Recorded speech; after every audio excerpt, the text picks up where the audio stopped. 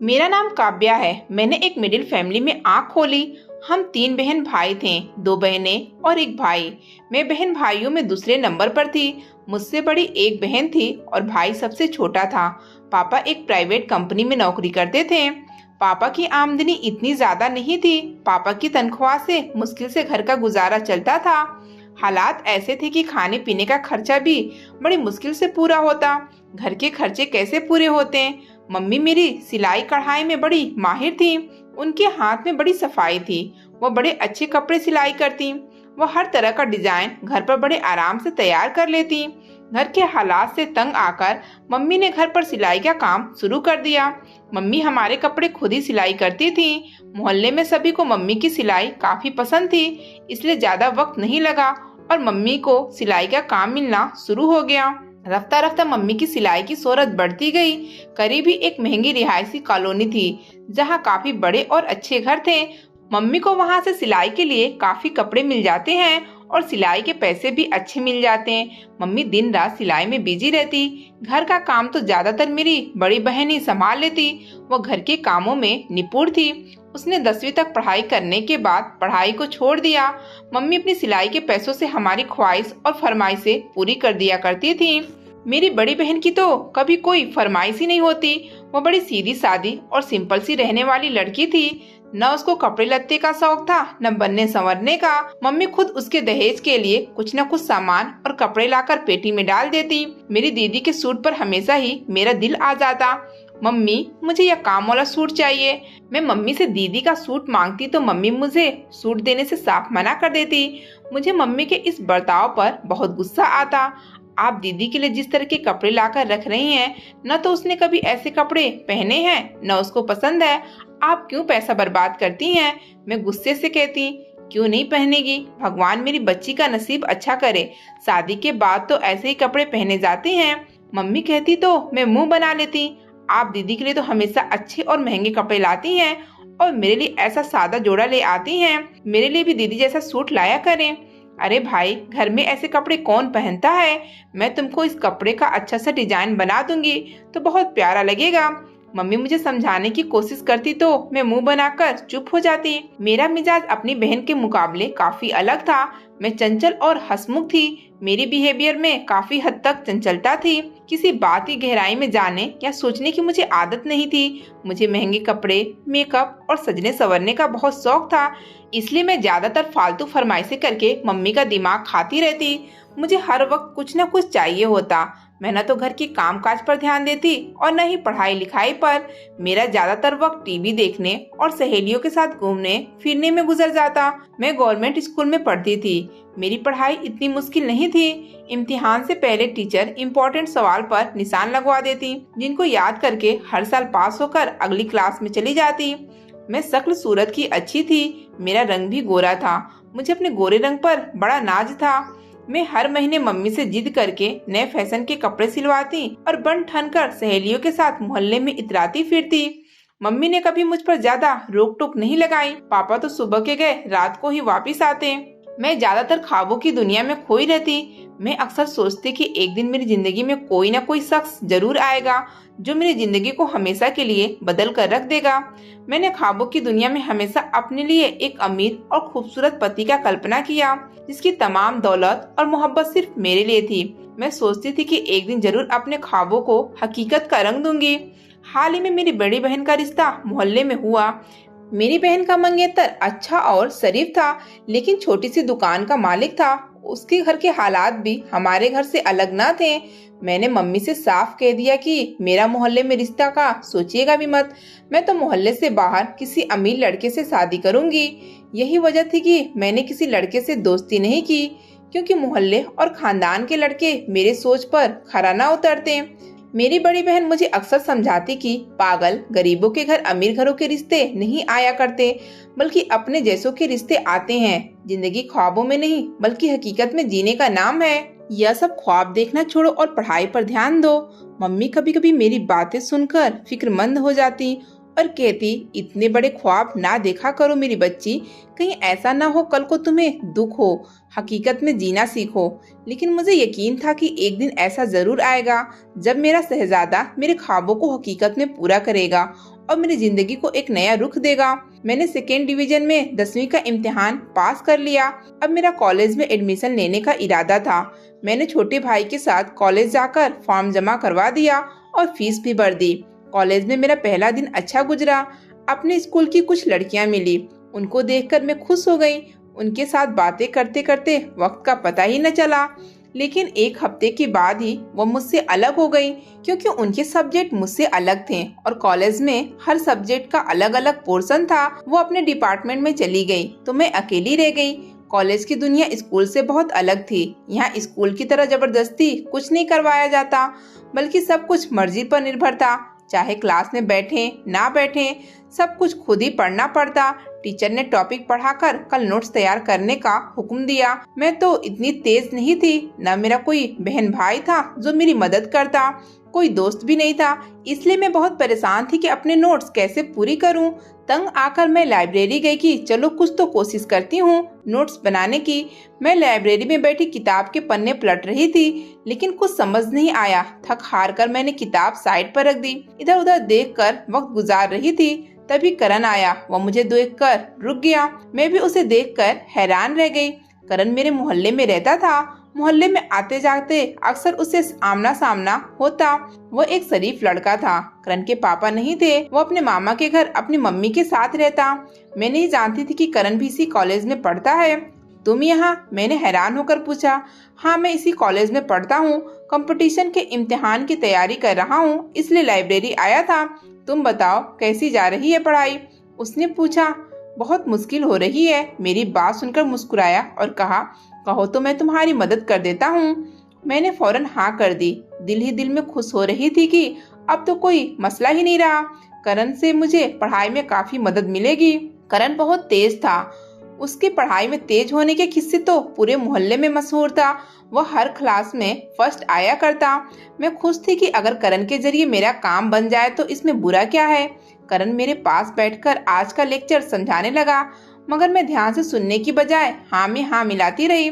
जब उसने पूछा कि समझ आई तो मैंने इस बात में सर हिला दिया। अच्छा, अगर कोई मुश्किल हो या कोई मदद चाहिए तो मुझे बता देना। मुझे उसी मौके की तलाश थी। हाँ, मुझे तुम इस लेक्चर के नोट्स बना दोगे? मैंने मुस्कुराकर पूछा तो करण फौरन मान गया। अब मैं अक्सर ही करण से पढ़ाई में मदद लेने लगी। मेरे सारे नोट्स करण बना दिया करता। करण पढ़ाई के साथ साथ दूसरे कामों में भी मेरी मदद करता। मैं जब उसे बुलाती वह फौरन आ जाता और कभी मेरे किसी काम से इनकार न करता। लेकिन मुझे इस बात की फिक्र थी कि इस कॉलेज में उसका यह आखिरी साल था। इसके जाने के बाद मेरे काम कौन करेगा? कभी कभी मुझे लगता कि करण जैसे मुझे पसंद करता है, लेकिन उसने जुबान से कभी ऐसी बात नहीं की। अच्छा था, क्योंकि मुझे करण में कोई खास दिलचस्पी नहीं थी। मैं सिर्फ उसको इस्तेमाल कर रही थी। वो मेरा आइडियल बिल्कुल भी नहीं था। न उसके पास दौलत थी, न वह खूबसूरत था, बल्कि वह सांवले रंग का आम सी शक्ल सूरत का लड़का था जो मेरे साथ जरा भी न जचता। उसकी मदद से मेरे लिए काम आसान हो रहे थे और फिलहाल मुझे उसकी जरूरत थी, इसलिए मैं मुस्कुराकर बात कर लेती। करण मेरी हर बात मान लेता और मैं भी उसे अपने कामों में उलझाए रखती, जैसे वो मेरा मददगार बन गया हो।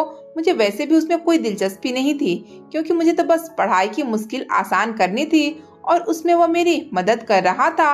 अब कॉलेज में मेरी काफी लड़कियों से दोस्ती हो गई थी। मेरी दोस्त भी मुझे मेरी मिजाज की मिली। वह भी मेरी तरह पढ़ने के बजाय कॉलेज में मजे करने आई थी। एक दिन मैं लड़कियों के साथ कॉलेज के ग्राउंड में बैठी थी, तभी एक बड़ी सी गाड़ी कॉलेज के गेट पर आकर रुकी। गाड़ी से खूबसूरत लड़का निकला जो दिखने में बहुत अमीर और शानदार लग रहा था। उसके कपड़े, जूते, अंदाज, सब कुछ उसकी अमीरी की कहानी सुना रहे थे। सब लड़कियां उसकी तरफ देख रही थी, कुछ तो आपस में बात भी कर रही थी। अरे यह कौन है? जल्दी ही सब लड़कियों की नजर उस पर खींची चली गई। उसकी खूबसूरती और लुक ने सबको दीवाना कर दिया। मैं भी उसे देखकर उसकी तरफ खींची चली गई, मगर मैंने किसी को जाहिर नहीं किया कि कहीं लड़कियां बातें न बनाने लगे। उस लड़के का नाम रवि था और वो कॉलेज में मुझसे सीनियर था। कॉलेज की लड़कियां उसके आगे पीछे घूम रही थी, लेकिन वो किसी की तरफ देख भी नहीं रहा था, जैसे कोई इसके काबिल ना हो। उसके अंदाज में अजीब सा एटीट्यूड था जो साफ नजर आ रहा था। लड़कियां उसे घमंडी और नकचड़ी कह रही थी, लेकिन मुझे उसका यह अंदाज बहुत अच्छा लगा, क्योंकि वह दूसरे लड़कों से अलग था और बिना वजह लड़कियों से फ्री नहीं हो रहा था। इसलिए उसका मगरूर रवैया भी मुझे अच्छा लगा। बाकी लड़कियों की तरह मेरी भी ख्वाहिश थी कि किसी तरह मैं उसे अपनी तरफ आकर्षित कर लूं, मगर अभी तक मैं उससे बात करने की हिम्मत नहीं कर पाई। मैं भी अक्सर उसे देखने की कोशिश करती कि शायद उसकी नज़र मुझ पर पड़ जाए और वह मुझसे बात करे, मगर वह तो किसी से भी ज्यादा बात नहीं करता था। बस अपने काम से काम रखता और सबको नजरअंदाज करता। उसका यही रवैया मुझे उसकी तरफ और खींचा जा रहा था। उसका दिल जीतने के बारे में मैं सोचने लगी, लेकिन मुझे खुद से कुछ भी ना करना पड़ा। कुछ दिन बाद मैंने महसूस किया कि रवि अक्सर मेरी तरफ देख रहा था। पहले तो मैंने सोचा कि शायद इत्तेफाक है, लेकिन फिर यह इत्तेफाक बार बार होने लगा। रवि, जो कि बहुत मगरूर था, किसी लड़की की तरफ देखता नहीं था, अचानक मुझ पर कुछ खास ध्यान देने लगा। एक दिन जब मैं कॉलेज के ग्राउंड में बैठकर दोस्तों से बातें कर रही थी, तो अपने दोस्तों के साथ मेरे करीब से गुजरा और मुझे देखकर गहरी मुस्कुराहट उसके चेहरे पर आ गई। मेरे दिल में खुशी की लहर दौड़ गई। वह कॉलेज का वो लड़का जिसके पीछे अक्सर लड़कियां दीवानी थी, लेकिन वह किसी की भी परवाह नहीं करता था, अब वह मुझे देखकर मुस्कुरा रहा था। मुझे ऐसे लगा जैसे मैंने कोई बड़ी कामयाबी हासिल कर ली हो। अगले दिन जब मैं लाइब्रेरी में बैठी तो रवि वहां पर आया। उसने पहली बार मुझसे बात की। मैं तुम्हें अक्सर लाइब्रेरी में देखता हूँ, लगता है तुम्हें पढ़ने का बहुत शौक है। मैंने दिल में सोचा कि मुझे पढ़ाई की कहाँ परवाह है, मगर जाहिर ऐसा किया कि जैसा वाकई ऐसा हो। मेरी बातों का सिलसिला चल निकला।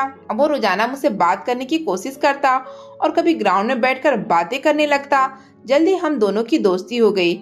मुझे रवि की हर अदा बहुत पसंद आने लगी और वह लड़कियां जिन्हें वह नजरअंदाज करता अब मुझे जलन से देखती। रवि का मुझ पर खास ध्यान देने से मैं बहुत खुश थी। जल्दी रवि ने मुझसे अपनी मोहब्बत का इकरार किया। मेरी खुशी का इंतहा न था। मैं तो उसको पहली नजर में ही पसंद करने लगी थी। मैं भी शर्माते हुए उसको इस बात में जवाब दे चुकी थी। मैंने रवि का प्यार और साथ पाकर बहुत खुशी महसूस की और आजकल हवाओं में उड़ रही थी। मैं चाहती थी कि हर वक्त रवि कि यूं ही करीब रहूं। छुट्टी के वक्त भी मेरा घर जाने को दिल ना करता। कॉलेज में मेरे और रवि की मोहब्बत के किस्से मशहूर होने लगे। शुक्र था कि उन दिनों करण कॉलेज नहीं आ रहा था। उसके फाइनल एग्जाम करीब थे, इसलिए वो कॉलेज से फ्री हो चुका था। मुझे करण की परवाह नहीं थी, बस डर यह था कि कहीं मम्मी पापा को मेरे और रवि के बारे में न बता दे। दीदी की शादी की तारीख तय हो गई। शादी में काम होने की वजह से मैंने कॉलेज से एक हफ्ते की छुट्टी ले ली। यह दिन मेरी जिंदगी की मुश्किल के दिन थे। रवि से मिले और बात किए बिना मेरा गुजारा नहीं था, इसलिए मैंने मम्मी से जिद करके एक मोबाइल फोन लिया ताकि हर वक्त रवि से बात कर सकूं। दीदी की शादी का हंगामा खत्म हुआ तो मैंने सुकून का सांस लिया। रवि और मेरी मोहब्बत दिन पर दिन बढ़ती जा रही थी। मैं खुद को दुनिया की खुशकिस्मत लड़की समझ रही थी कि रवि जैसा अमीर और खूबसूरत लड़का मुझ में दिलचस्पी ले रहा था और हर वक्त मेरी तरफ ध्यान देता। अब मैं अक्सर रवि के साथ कॉलेज से बाहर भी जाने लगी थी। मैं देर से घर जाती तो मम्मी को एक्स्ट्रा पीरियड का बहाना कर देती। एक दिन मैं रवि के साथ चाय पीकर होटल से निकल रही थी, तभी करण को अपने सामने देखकर मेरे पैरों तले से जमीन निकल गई। करण ने भी मुझे देख लिया था। वह खामोशी से वहाँ से चला गया, लेकिन उसकी आंखों में दुख की एक लहर थी। करण अगले ही दिन कॉलेज आ गया। मैं उसे देखकर हैरान थी। तुम यहाँ? हाँ, ऑफिस में कुछ काम था।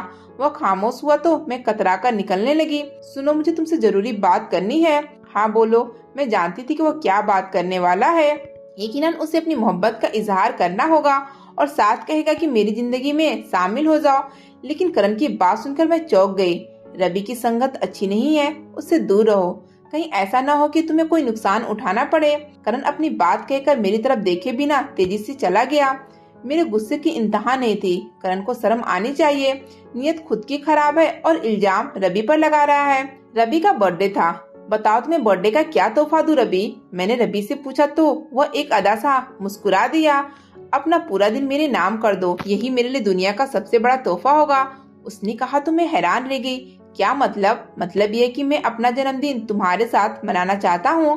हम लोग लॉन्ग ड्राइव पर जाएंगे, अच्छी जगह लंच करेंगे और केक काटने के बाद मैं तुम्हें घर छोड़ दूंगा। बोलो मंजूर है? मुझे उस पर पूरा भरोसा था, इसलिए खुशी खुशी मान गई। अगले दिन रवि कॉलेज से कुछ दूर मेरा इंतजार कर रहा था। मैं कॉलेज के बाहर से रवि की गाड़ी में बैठ गई। मैं बहुत खुश थी। रवि अपना सबसे इम्पोर्टेंट दिन सिर्फ मेरे साथ मनाना चाहता था। पहले तो रवि मुझे गाड़ी में इधर उधर सैर करवाता रहा, फिर वो मुझे एक महंगे होटल में लेकर गया। हमने वहाँ खाना खाया और फ्यूचर की बहुत सी बातें की। मुझे यकीन नहीं आ रहा था कि रवि मुझसे इतनी मोहब्बत करता है। खाना बहुत मजे का था। मैंने खूब पेट भरकर खाना खाया।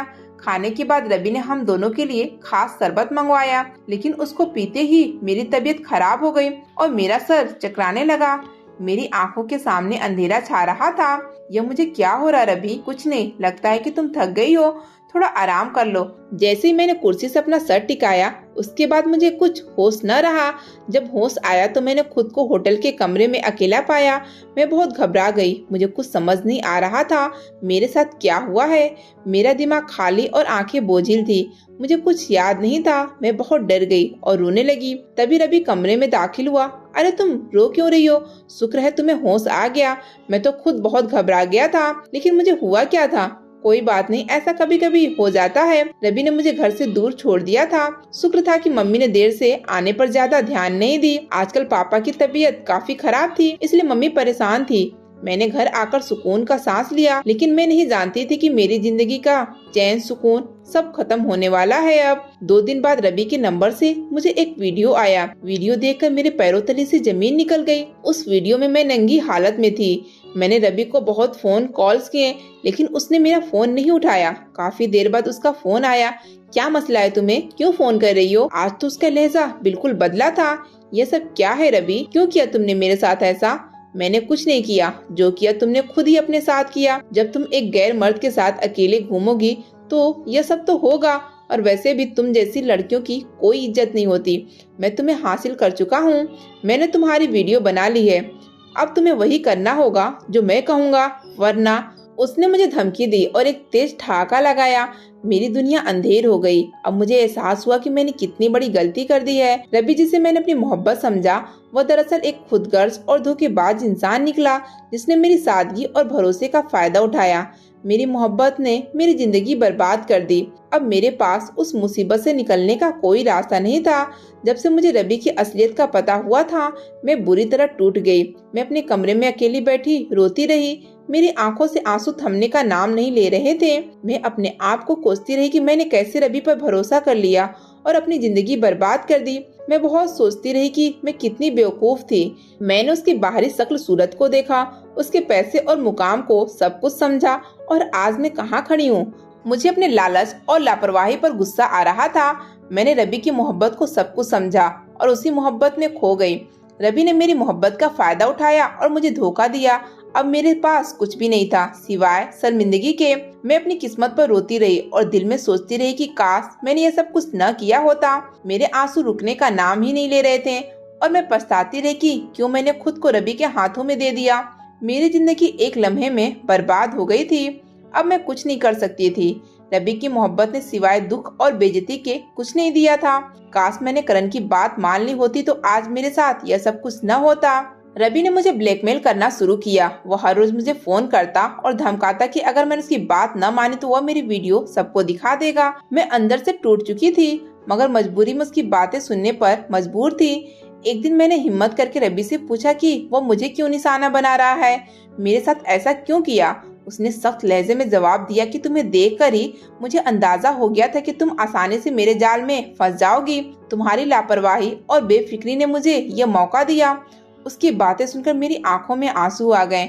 मुझे अपने आप से नफरत महसूस होने लगी। रवि ने मेरी जिंदगी को तबाह कर दिया, लेकिन वो यहीं नहीं रुका। उसने मुझे कहा कि अगर मैं चाहती हूँ कि वह वीडियो किसी को न दिखाऊं, तो मुझे उसके कहने पर दूसरे मर्दों से मिलना पड़ेगा। यह सुनकर मेरी आत्मा कांप गई कि मुझे रवि किस रास्ते पर धकेल रहा है। मैंने उसे मना करने की कोशिश की, मगर उसने साफ लफ्जों में कह दिया कि मेरे पास और कोई रास्ता नहीं है। मैं या तो उसकी बात मानूं या फिर वो मेरी वीडियो सबके सामने लाएगा। मेरी पूरी दुनिया बर्बाद हो गई। मुझे समझ नहीं आ रहा था कि क्या करूं। रवि की ब्लैकमेलिंग ने मुझे हर तरफ से घेर लिया। मैं खुद को उस जाल से निकलने का कोई रास्ता नहीं देख पा रही थी। मैंने अपने आप को एक ऐसी हाल में फंसे हुए पाया जहां पर हर तरफ तबाही थी। मजबूरन मैं रवि के कहने पर दूसरे मर्दों के पास जाने लगी।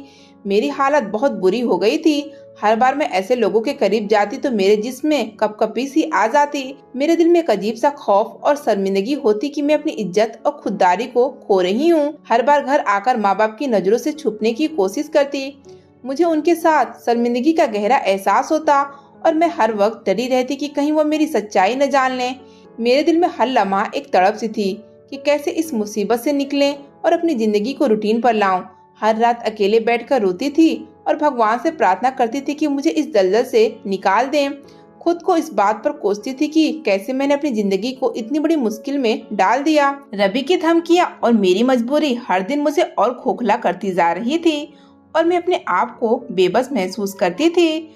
अब मुझे रोज की तकलीफ बर्दाश्त नहीं होती थी। जल्दी मेरे घर वालों को भी इस चीज का पता होना था। मम्मी मुझसे कई बार पूछ चुकी थी कि मैं खामोश क्यों हूँ और पहले की तरह हंसती बोलती फरमाइशी क्यों नहीं करती। मम्मी को लगता कि मैंने पापा की बीमारी को दिल पर लिया है। मम्मी मुझे समझाती कि फिक्र नहीं करो, तुम्हारे पापा ठीक हो जाएंगे, अब तो काफी बेहतर हैं। मैं मम्मी को क्या बताती कि रवि की ब्लैकमेलिंग और मेरी मजबूरियों ने मेरी जिंदगी को किस मुकाम पर पहुंचा दिया है। वहां से तो अब निकलना भी मुझे नामुमकिन लगा। मैंने हर मुमकिन कोशिश की कि खुद को संभाल सकूं, लेकिन हर दिन मेरी आत्मा को और जख्मी करता रहा। मैंने कई बार सोचा कि मम्मी पापा को सब कुछ बता दूं, लेकिन उनके सामने सच बोलने का हिम्मत नहीं कर सकी। मैं पूरी तरह बर्बाद हो चुकी थी। रवि ने मेरी जिंदगी की हर खुशी छीन ली थी। मैं अपने आप से नफरत करने लगी। अब मेरे दिल में हर लम्हे खुदकुशी का ख्याल आता। मुझे लगता कि मेरा मर जाना ही एकमात्र रास्ता है जिससे मैं इस तकलीफ से छुटकारा पा सकती हूँ। एक दिन खुदकुशी को अंजाम देने का फैसला किया तो अचानक फोन पर अनजान नंबर से कॉल आने लगी। मैंने कॉल को इग्नोर करने की कोशिश की, लेकिन दूसरी तरफ से कोई बार बार कॉल किए जा रहा था। मैंने डरते डरते कॉल उठाई तो दूसरी तरफ से मर्दाना आवाज उभरी, शुक्र है कॉल तुमने उठाई काव्या, मैं तो परेशान हो गया था। आप कौन है? मैंने हैरत से पूछा तो दूसरी तरफ से खामोशी छा गई। मैं करण हूँ, कुछ देर बाद उसने कहा तो मैं चौंक गई। यह वही करण था जो मेरा पड़ोसी था, कॉलेज में मेरा सीनियर रह चुका था। करण की आवाज में अभी भी मेरे लिए एक नरमी और प्यार था। तुमने इस वक्त फोन क्यों किया करण? क्योंकि मैं जानता हूँ कि तुम इस वक्त किस दर्द से गुजर रही हो। मैं सन्न रह गई। करण यह सब कैसे जानता था?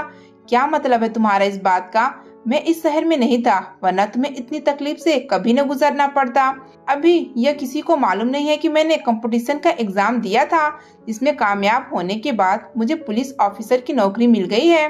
कुछ दिन पहले ही ट्रेनिंग से वापस आया हूँ। सबसे पहली फाइल जो मेरे सामने आई है वो रवि की थी। रवि का तो काम ही यही है, भोली भाली लड़कियों को बहला फुसलाकर अपने मकसद के लिए इस्तेमाल करना। लेकिन कोई सबूत न होने की वजह से यह हर बार ही अदालत से छूट जाता है। किरण की बात सुनकर मैं रोने लगी। मैंने उसे सब कुछ बता दिया। इतने महीनों का बोझ अपने दिल से एक ही पल में उतार दिया। करण ने मुझे तसल्ली दी। मुझे याद आया कि करण कॉलेज के दिनों में मुझे पसंद करता था, लेकिन मैंने कभी उसे सीरियस नहीं लिया। मैंने करण को हमेशा उसकी गरीबी और मामूली शक्ल सूरत की वजह से नजरअंदाज किया, लेकिन आज वही करण मेरे सामने खड़ा था, एक मजबूत शख्स के तौर पर जो मेरी मदद के लिए तैयार था। करण अब पुलिस में नौकरी कर रहा था और उसने मुझे यही कहा था कि मैं अकेली नहीं हूँ, वह मेरे साथ है और मेरी मदद करेगा। उसकी बातों में एक सच्चाई थी जो मैंने रवि के झूठे वादों में महसूस नहीं किया। मैंने करण की बातों को बड़े गौर से सुना और पहली बार मुझे एहसास हुआ कि शायद मेरी जिंदगी में उम्मीद बाकी है। उसने मुझे हौसला दिया कि मैं अपनी जिंदगी को दोबारा संवार सकती हूँ। मैंने खुदकुशी का ख्याल हटा दिया और फैसला किया कि अपने अतीत की गलतियों से सीखकर अपनी जिंदगी को नया मौका दूंगी। मैंने करण की मदद कबूल करने का फैसला किया। उस वक्त मेरे पास कोई और रास्ता नहीं था। रवि ने मोहब्बत का खेल रचाकर मेरी जिंदगी को जैसे तबाह किया, उसका बदला लेना चाहती थी। करण ने कहा था कि इसके लिए मुझे मजबूत बनना पड़ेगा। करण ने मुझे हौसला दिया और कहा कि हम मिलकर रवि के खिलाफ सबूत इकट्ठे करेंगे ताकि वो अदालत में सजा से बच न सके। करण ने मेरे लिए सब कुछ प्लान किया। उसने रवि के साथ होने वाली मेरी बातचीत को रिकॉर्ड करना शुरू किया। मैं भी रवि के साथ मुलाकात की खुफिया तौर पर वीडियो बना रही थी। करण ने मुझे सिखाया था कि कैसे रवि को उकसाकर उससे बात करनी चाहिए ताकि वो सब राज खोल दे। करण ने रवि के साथ मेरी मुलाकातों की जगह पर खुफिया कैमरे लगवा दिए थे ताकि उसके जरिए पूरी सबूत हासिल कर सके। मैं हर मुलाकात में बहुत चौकन्ना रहती और करण की बात पर अमल करती। इस दौरान करण ने मेरा बहुत साथ दिया, मुझे कभी अकेला महसूस नहीं होने दिया। वक्त गुजरने के साथ हमने काफी सबूत इकट्ठा कर लिए। रवि की धमकियों और ब्लैकमेलिंग की रिकॉर्डिंग के साथ साथ वो तमाम वीडियोज भी जमा हो गए जो उसके सारे जुर्म को साबित करती थी। करण ने हर सबूत को बड़े अच्छे तरीके से सुरक्षित किया। रवि के बचने का कोई रास्ता नहीं था। करण ने यह सबूत पुलिस के पास तक पहुंचा दिए। रवि के शिकार की कुछ दूसरी लड़कियों ने भी सामने आकर बयान रिकॉर्ड करवाए थे। मुझे यकीन हो गया था कि रवि को उसके जुर्म की सजा जरूर मिलेगी। रवि की ब्लैकमेलिंग से छुटकारा हासिल करने का यह रास्ता आसान नहीं था। यह सब करण की वजह से मुमकिन हो सका। करण की मदद ने मुझे उस मुश्किल सफर में सहारा दिया और मैं अपने मकसद के बहुत करीब थी। काफी सबूत जमा हो गए थे और पुलिस के पास तक भी पहुंच गए थे। अब वो सारे रिकॉर्डिंग और वीडियोस भी थी जिनमें रवि की धमकियां और ब्लैकमेलिंग मौजूद थी। करण ने यह केस मजबूत तरीके से तैयार किया। एक दिन पुलिस ने उसे गिरफ्तार किया। वो अपने खिलाफ सबूत देकर बौखला गया। उसे यकीन नहीं आ रहा था कि उसके साथ यह सब कुछ भी हो सकता है। उस केस का फैसला जल्दी आ गया था। रवि और उसके साथियों को उम्र कैद की सजा सुना दी गई थी। मेरे दिल में सुकून का एहसास हुआ, जैसे मेरे सर से एक बहुत बड़ा बोझ उतर गया हो। रवि की सजा मेरी जिंदगी के लिए एक नई आगाज थी। मैं कोशिश कर रही थी कि अपने अतीत के साए से बाहर निकल सकूं। रवि के पकड़े जाने के बाद करण ने मुझे एक दिन बाहर बुलाया था। मैं भी उसका शुक्रिया अदा करना चाहती थी। करण की आंखों में वही प्यार था जो मैंने पहले दिन महसूस किया था जब उसने मेरी मदद के लिए हाथ बढ़ाया। उसने कहा, काव्या, आज मैं तुमसे खास बात करना चाहता हूँ। सोच समझकर जवाब देना। मैं तुम्हें पसंद करता हूँ, तुम्हारी परवाह करता हूँ। क्या तुम मेरी जिंदगी का हिस्सा बनोगी? करण ने अपनी मोहब्बत का इजहार किया तो मैं एक लम्हे के लिए खामोश हो गई। मेरी आंखों में आंसू भर आए और मैंने करण की तरफ देखा और कहा, करण, अब मैं वैसी नहीं हूँ जिसे तुम पसंद करते थे। मैंने बहुत कुछ खोया है, मेरी इज्जत, मेरा आबरू, सब कुछ। मैं तुम्हारे काबिल नहीं हूँ। करण ने मेरी बात पर कहा, काव्या, हम सब गलतियाँ करते हैं। जो कुछ तुम्हारे साथ हुआ उसमें तुम्हारी कोई गलती नहीं। मैं तुम्हें पसंद करता हूँ क्योंकि तुम में वह हौसला है और हिम्मत है जो बहुत कम लोगों में होता है। तुमने अपनी जिंदगी को दोबारा संभाला और मेरे लिए यही काफी है। मैंने उसकी आंखों में सच्चाई और मोहब्बत देखी। उस लम्हे मेरे जहन में ख्याल आया कि असल मोहब्बत दौलत या चेहरे की खूबसूरती से नहीं होती, बल्कि दिल की खूबसूरती और नीयत से होती है। करण की मोहब्बत उसकी दौलत या बाहरी खूबसूरती नहीं थी, बल्कि उसकी वफादारी और सच्चे दिल पर बनी थी। उसने मेरे दिल को छू लिया था। करण की वफादारी और मोहब्बत ने मेरी तमाम शिकायत और सारे खौफ दूर कर दिए थे और मैंने भी पूरे दिल से करण की मोहब्बत को कबूल कर लिया था। मैंने अपने अतीत को पीछे छोड़कर करण के साथ एक नई जिंदगी का आगाज किया था, जिसमें सिर्फ मोहब्बत, इज्जत और भरोसा शामिल था। आज भी बहुत खुशी खुशी अपनी जिंदगी गुजार रही। अगर आपको आज की कहानी पसंद आई है तो वीडियो को जरूर लाइक कीजिएगा और अपने दोस्तों के साथ भी शेयर कीजिएगा। और हाँ, अगर आपने अभी तक हमारा चैनल सब्सक्राइब नहीं किया तो जरूर सब्सक्राइब करें। मिलते हैं कल एक नई और दिलचस्प कहानी के साथ।